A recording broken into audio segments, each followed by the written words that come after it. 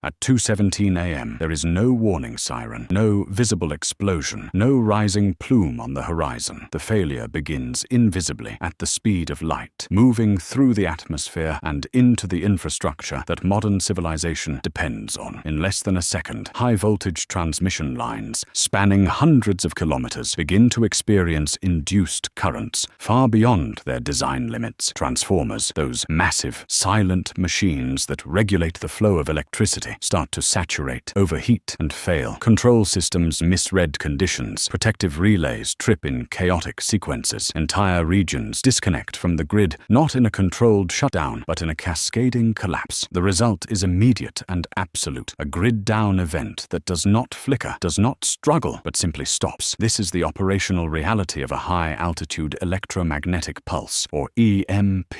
It is not theoretical, and it is not misunderstood in scientific circles. The physics are well established, documented through decades of research and high-altitude nuclear testing conducted in the mid-20th century. What is often misunderstood is not the existence of the threat, but the mechanism by which it translates into systemic failure. Most people imagine an EMP as a wave that burns out electronics instantly, like a surge frying a device. That interpretation is incomplete. The true vulnerability lies in scale and coupling. When electromagnetic energy interacts with long conductors, power lines, pipelines, communication cables, it induces currents that are orders of magnitude larger than anything localized shielding can handle. The pulse itself is typically described in three components: E1, E2, and E3. The E1 phase is extremely fast, lasting nanoseconds, capable of damaging microelectronics and integrated circuits. The E2 phase follows, similar to lightning in its characteristics, which most systems are somewhat hardened against. But the most dangerous component for infrastructure is E3, a slow, geomagnetic-like disturbance that can last for seconds to minutes. This phase induces quasi-direct currents in long transmission lines, driving transformers into saturation. Once saturated, transformers overheat internally, insulation breaks down, and permanent damage occurs. These are not components that can be quickly replaced. They are custom-built, often weighing hundreds of tons, with manufacturing lead times measured in months or even years. Evidence of these effects is not hypothetical. During the 1962 high-altitude nuclear test known as Starfish Prime, conducted over the Pacific Ocean, streetlights in Hawaii, over 1,400 kilometers away, failed unexpectedly. Communication systems experienced disruptions. Satellites in orbit were damaged. At the time, the infrastructure was far less complex and far less dependent on sensitive electronics than it is today. Modern grids rely on digital control systems, synchronized timing, and automated balancing mechanisms. This increases efficiency, but it also increases fragility. A disturbance that would have caused limited disruption decades ago now has the potential to trigger widespread, prolonged outages. The survival implication is not just the loss of electricity, it is the loss of everything that electricity enables. Water treatment facilities rely on pumps and control systems to maintain pressure and sanitation. Without power, water distribution halts. Telecommunications infrastructure, cell towers, internet nodes, data centers depends on continuous power and precise timing. Backup generators exist, but they rely on fuel supply chains that are themselves dependent on functioning logistics networks. Refrigeration systems fail, leading to rapid food spoilage. Medical facilities shift to emergency power, but only for as long as fuel reserves last. The modern urban environment, optimized for efficiency, has very little tolerance for sustained interruption. A common misunderstanding is that individual preparedness can rely solely on small-scale solutions: portable generators, battery packs, isolated devices stored in shielding containers. While these measures can protect specific equipment from the immediate effects of an EMP, they do not address the broader systemic collapse. If the grid remains down for weeks or months due to transformer damage, the challenge shifts from device survival to resource sustainability. Water, food, sanitation, and security become primary concerns. The timeline of degradation is not linear. It accelerates as interconnected systems fail in sequence. The hidden science here is the concept of interdependency. Infrastructure systems are not isolated. They are tightly coupled networks where failure in one domain propagates into others. The power grid supports communication systems, which in turn turn coordinate transportation and logistics, which sustain fuel distribution, which powers backup systems for the grid. When the initial shock disrupts the electrical backbone